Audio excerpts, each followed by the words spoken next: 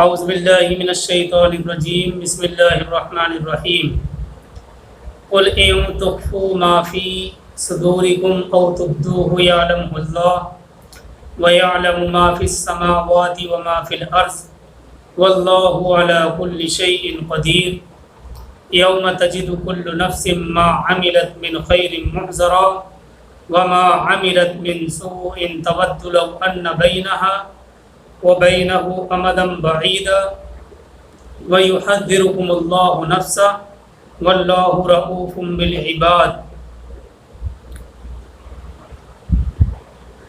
قل ان تخفوا ما فی صدورکم، یہ سورہ آل عمران آیت نمبر 29 ہے۔ ترجمہ اس کا یہ ہے، قل ان تخفوا ما فی صدورکم او تبدوه یعلمہ اللہ، اے نبی صلی اللہ علیہ وسلم آپ فرما دیجئے کہ اگر تم اپنے سینوں میں بات چھپاؤ یا ظاہر کرو، یعلمہ اللہ، اللہ تعالیٰ سب کو جانتا ہے۔ وَيَعْلَمُ مَا فِي السَّمَاوَاتِ وَمَا فِي الْأَرْضِ، آسمانوں اور زمین میں جو کچھ ہے سب اسے معلوم ہے۔ آسمانوں اور زمین میں جو کچھ ہے سب اسے معلوم ہے، اور اللہ رب العزت ہر چیز پر قادر ہے۔ آگے آیت نمبر 30 ہے، اللہ تعالیٰ فرماتے ہیں، یوم تجد کل نفس ما عملت من خیر محضرا وما عملت من سوء تود لو ان بینہا وبینہ امدا بعیدا، جس دن ہر انسان اپنی کی ہوئی نیکیوں کو اور اپنی کی ہوئی برائیوں کو موجود پائے گا، تمنا کرے گا کہ کاش اس کے اور برائیوں کے درمیان بہت دوری ہوتی۔ تود لو ان بینہا وبینہ امدا بعیدا، تمنا کرے گا کہ کاش اس کے اور اس کی برائیوں کے درمیان بہت دوری ہوتی، اور اللہ تمہیں اپنی ذات سے ڈراتا ہے، اور اللہ اپنے بندوں پر بڑا ہی مہربان ہے۔ واللہ رؤوف بالعباد، اور اللہ اپنے بندوں پر بڑا ہی مہربان ہے۔ اس سے پچھلی آیتوں میں وضاحت کی گئی تھی کافروں سے دوستانہ رویے کے بارے میں۔ یہ آیت آپ کے سامنے آیت نمبر 29 اور 30 ہیں سورہ آل عمران۔ تفسیر ابن کثیر میں ان دونوں آیتوں کی وضاحت ہے۔ اللہ تعالیٰ فرماتے ہیں کہ وہ پوشیدگیوں کو اور چھپی ہوئی باتوں کو اور ظاہر کی ہوئی باتوں کو بخوبی جانتا ہے۔ اللہ تعالیٰ فرماتے ہیں کہ وہ پوشیدگیوں کو اور چھپی ہوئی باتوں کو اور ظاہر کی ہوئی باتوں کو بخوبی جانتا ہے۔ کوئی چھوٹی سے چھوٹی چیز، کوئی چھوٹی سے چھوٹی بات بھی اس سے پوشیدہ نہیں۔ اس کا علم سب چیزوں کو ہر وقت، ہر لمحہ گھیرے ہوئے ہے۔ زمین کے گوشوں میں، پہاڑوں میں، سمندروں میں، آسمانوں میں، ہواؤں میں، سوراخوں میں، غرض جو کچھ جہاں کہیں ہے سب اس کے علم میں ہے۔ پھر ان سب پر اس کی قدرت ہے، جس طرح چاہے رکھے۔ بس اتنے بڑے وسیع علم والے، اتنی بڑی زبردست قدرت والے سے ہر شخص کو ہر وقت ڈرتے رہنا چاہیے، اس کی فرما برداری میں مشغول رہنا چاہیے، اور اس کی نافرمانیوں سے علیحدہ نہیں رہنا چاہیے۔ وہ عالم بھی ہے، قادر بھی ہے۔ یہ بات ممکن ہے کہ وہ کسی کو ڈھیل دے دے، لیکن جب پکڑے گا تو دبوچ لے گا، پھر نہ مہلت ملے گی اور نہ ہی رخصت ملے گی۔ ایک دن ایسا آنے والا ہے جس دن تمام زندگی کے بھلے برے کام سامنے رکھ دیے جائیں گے۔ نیکیوں کو دیکھ کر خوشی حاصل ہوگی اور برائیوں پر نظر ڈال کر دانت پیسے گا، حسرت اور افسوس کرے گا اور چاہے گا کہ میں اس سے کوسوں دور ہوتا۔ قرآن کریم میں دوسری جگہ بھی یہ مضمون آیا ہے۔ قرآن کریم پارہ نمبر 29 سورہ قیامہ میں اللہ تعالیٰ فرماتے ہیں یُنَبَّأُ الْإِنسَانُ یَوْمَئِذٍ بِمَا قَدَّمَ وَأَخَّرَ، سب اگلی پچھلی کی کرائی باتیں اس دن سامنے کر دی جائیں گی۔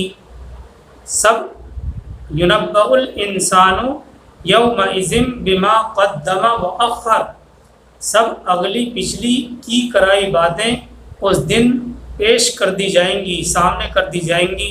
شیطان جو دنیا میں اس کے ساتھ رہتا تھا اور اسے برائیوں پر اکساتا تھا، اس سے بھی اس دن وہ بیزاری کر دے گا۔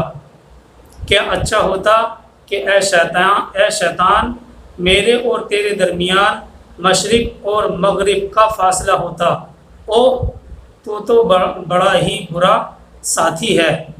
پھر اللہ تعالیٰ اپنے نیک بندوں کو خوشخبریاں سناتا ہے کہ وہ اس کے لطف و کرم سے کبھی نا امید نہ ہوں۔ وہ نہایت ہی مہربان، بہت ہی رحیم اور پیار کرنے والا ہے۔ اسی چیز کا مضمون ہے اس آیت کریمہ کے اندر۔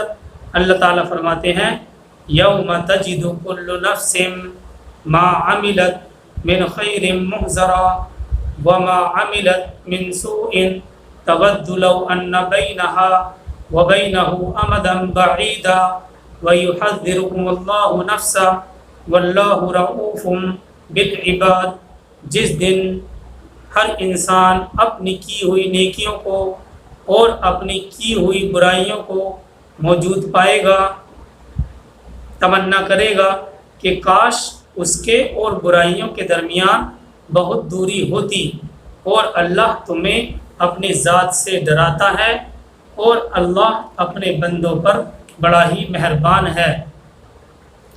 ابن کثیر میں یہ بات بھی نقل کی گئی ہے۔ حضرت حسن بصری فرماتے ہیں کہ یہ بھی اس کی سراسر مہربانی اور محبت ہے کہ اس نے اپنے سے اپنے بندوں کو ڈرایا ہے، اپنے آپ سے اپنے بندوں کو ڈرایا ہے۔ حسن بصری فرماتے ہیں کہ یہ بھی اللہ کی سراسر مہربانی اور محبت کی بات ہے کہ اس نے اپنے سے اپنے بندوں کو ڈرایا ہے۔ اور یہ بھی مطلب بیان کیا گیا ہے کہ خدا تعالیٰ اپنے بندوں پر رحیم ہے۔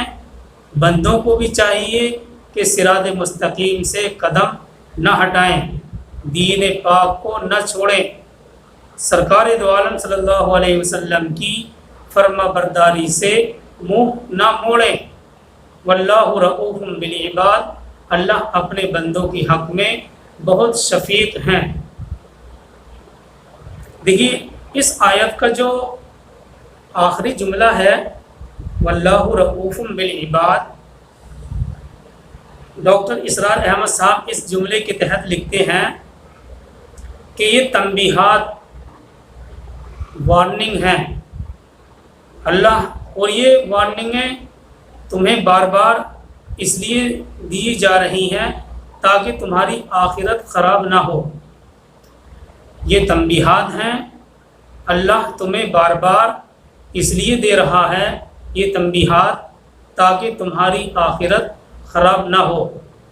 آگے چلتے ہیں، آگے اللہ تعالیٰ فرماتے ہیں آیت نمبر 31 کی طرف، قُلْ إِن كُنتُمْ تُحِبُّونَ اللَّهَ فَاتَّبِعُونِي يُحْبِبْكُمُ اللَّهُ وَيَغْفِرْ لَكُمْ ذُنُوبَكُمْ وَاللَّهُ غَفُورٌ رَحِيمٌ۔ یہ آیت 31 ہے، اور آگے آیت نمبر 32، قُلْ أَطِيعُوا اللَّهَ وَالرَّسُولَ فَإِن تَوَلَّوْا فَإِنَّ اللَّهَ لَا يُحِبُّ الْكَافِرِينَ۔ قُلْ إِن كُنتُمْ تُحِبُّونَ اللَّهَ فَاتَّبِعُونِي، اے نبی صلی اللہ علیہ وسلم آپ کہہ دیجئے اگر تم اللہ سے محبت رکھتے ہو، ان کنتم تحبون اللہ، اگر تم اللہ سے محبت رکھتے ہو تو میری تابع داری کرو، خود اللہ تعالیٰ تم سے محبت کرے گا اور تمہارے گناہوں کو معاف کر دے گا، اللہ بڑا بخشنے والا مہربان ہے۔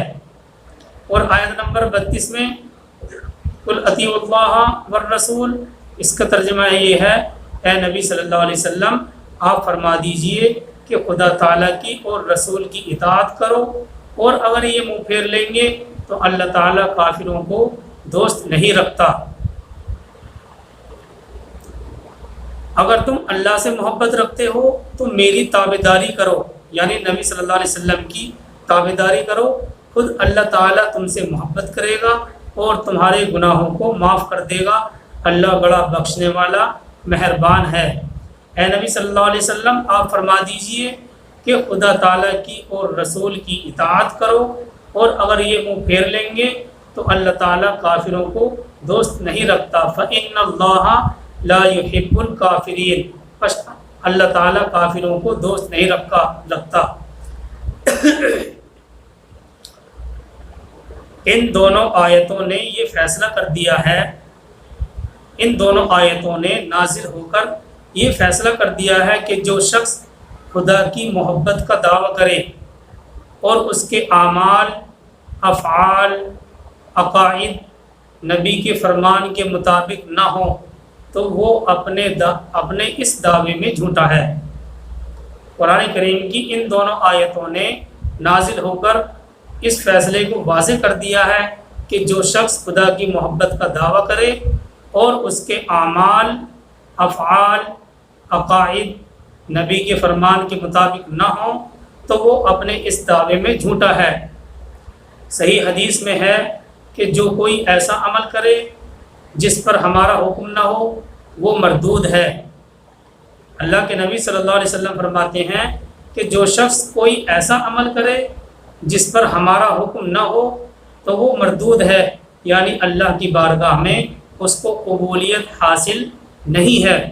اس لیے یہاں بھی ارشاد ہو رہا ہے کہ اگر تم اللہ سے محبت رکھنے کے دعوے میں سچے ہو تو میری سنتوں پر عمل کرو، اور اس وقت تمہاری چاہت سے زیادہ خدا تمہیں دے گا، یعنی وہ خود تمہارا چاہنے والا بن جائے گا۔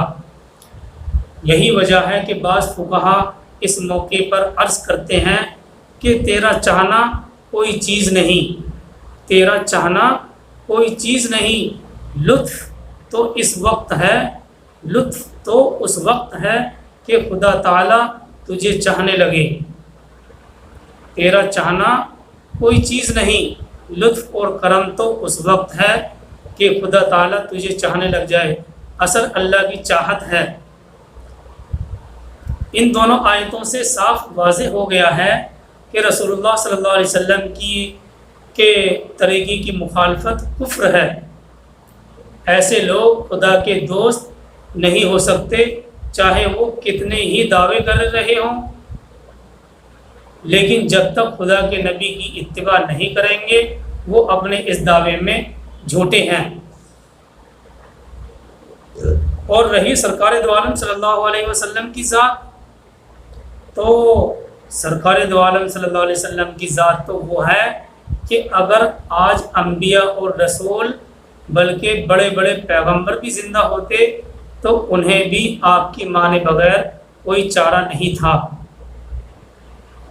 حالانکہ سرکار دو عالم صلی اللہ علیہ وسلم تمام نبیوں کو ختم کرنے والے ہیں، لیکن یہ بات قرآن میں بھی مذکور ہے کہ بالفرض والمحال اگر آج انبیاء اور رسول بلکہ بڑے بڑے پیغمبر بھی زندہ ہوتے تو انہیں بھی آپ کی مانے بغیر کوئی چارہ نہیں تھا۔ یہی وجہ ہے کہ حضرت عیسیٰ علیہ السلام جو آخری وقت میں نزول فرمائیں گے وہ اپنی نئی کتاب اور نئی شریعت لے کر نہیں آئیں گے، بلکہ امت محمد سرکار دو عالم صلی اللہ علیہ وسلم کی لائی ہوئی شریعت کے متبع ہو کر آئیں گے، نبی صلی اللہ علیہ وسلم کی شریعت کی اتباع کرنے والے ہو کر آئیں گے۔ معرف القرآن میں ہے اس آیت کے تحت، اور بڑی اچھی وضاحت ہے کہ محبت ایک مخفی اور چھپی ہوئی چیز ہے۔ اس آیت کے تحت نقل کیا گیا ہے کہ محبت ایک مخفی اور چھپی ہوئی چیز ہے، کسی کو کسی سے محبت ہے یا نہیں، اور کم ہے یا زیادہ اس کا کوئی پیمانہ اس کے علاوہ نہیں ہو سکتا کہ حالات اور معاملات سے اندازہ کیا جائے کسی کو کسی سے محبت ہے یا نہیں، کم ہے یا زیادہ، اس کا کوئی پیمانہ اس کے علاوہ نہیں ہو سکتا کہ حالات اور معاملات سے اندازہ کیا جائے۔ محبت کے کچھ آثار اور علامتیں ہوتی ہیں، ان سے پہچانا جائے کہ یہ لوگ جو اللہ کی محبت کے دعوے دار ہیں، اللہ کی محبت کا دعویٰ کر رہے ہیں، یعنی اللہ تعالیٰ نے ان کو اپنی محبت کا اس آیتوں کے اندر معیار بدلا دیا ہے۔ یعنی اگر دنیا میں آج کسی شخص کو اپنے مالک حقیقی کی محبت کا دعویٰ ہو تو اس کے لیے لازم ہے، اس کے لیے ضروری ہے کہ وہ اپنے آپ کو اتباع محمدی کی کسوٹی پر آزما کر دیکھ لے، سب کھرا کھوٹا معلوم ہو جائے گا۔ جو شخص اپنے دعوے میں جس قدر سچا ہوگا اتنا ہی حضور صلی اللہ علیہ وسلم کی اتباع کا زیادہ سے زیادہ اہتمام کرنے والا ہوگا۔ آخر میں تفسیر مظہری جلد نمبر 2 میں ایک حدیث ہے، آپ نے فرمایا جس نے محمد صلی اللہ علیہ وسلم کی اتباع کی، جس نے محمد صلی اللہ علیہ وسلم کا اتباع کیا اس نے حقیقت میں اللہ کا اتباع کیا، اور جس نے محمد صلی اللہ علیہ وسلم کی نافرمانی کی اس نے اللہ کی نافرمانی کی۔ اور بیان القرآن میں یہ آیت اور بیان القرآن میں ہے کہ یہ دونوں آیتیں یعنی آیت نمبر 31 اور 32 یہ آیتیں بہت مشہور ہیں، مسلمانوں کو بہت پسند ہیں۔ ہمارے یہاں تقریروں میں بیانوں میں یہ دونوں آیتیں کثرت سے بیان کی جاتی ہیں۔ اللہ تعالیٰ فرماتے ہیں قُلْ إِن كُنتُمْ تُحِبُّونَ اللَّهَ فَاتَّبِعُونِي، آپ کہہ دیجئے اے نبی صلی اللہ علیہ وسلم اگر تم اللہ سے محبت رکھتے ہو تو میری تابع داری کرو، خود اللہ تم سے محبت کرے گا، وَيَغْفِرْ لَكُمْ ذُنُوبَكُمْ، اور تمہارے گناہ معاف کر دے گا، اللہ بڑا بخشنے والا مہربان ہے۔ اور آیت 32 میں اللہ تعالیٰ فرماتے ہیں قُلْ أَطِيعُوا اللَّهَ وَالرَّسُولَ فَإِن تَوَلَّوْا فَإِنَّ اللَّهَ لَا يُحِبُّ الْكَافِرِينَ، اے نبی صلی اللہ علیہ وسلم آپ فرما دیجئے کہ خدا تعالیٰ کی اور رسول کی اطاعت کرو، اور اگر یہ منہ پھیر لیں گے تو پھر اللہ تعالیٰ کافروں کو دوست نہیں رکھتا ہے۔ آگے آیت میں آدم، نوح اور ابراہیم علیہ السلام اور آل عمران کے بارے میں ذکر کیا گیا ہے کہ کس طرح سے اللہ تعالیٰ نے ان کو چن لیا تھا۔ آگے دوسرا مضمون، دوسرا چیپٹر شروع ہوگا۔ اللہ تعالیٰ ہم سب کو عمل کی توفیق عطا فرمائے۔